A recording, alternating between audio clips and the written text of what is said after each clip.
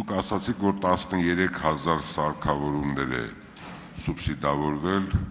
պետական բյուջեի կողմից, որպեսզի տնտեսությունը զարգանա, դա լավագույն գործիքներից է, բայց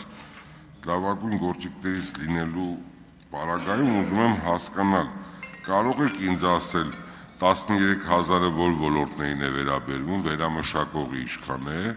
եւ այդ 13,000 բերված սարքավորումները ինչ արդյունավետությամբ են աշխատում։ Հնարավոր է դրանցից 1 կամ 2,000-ը դեռ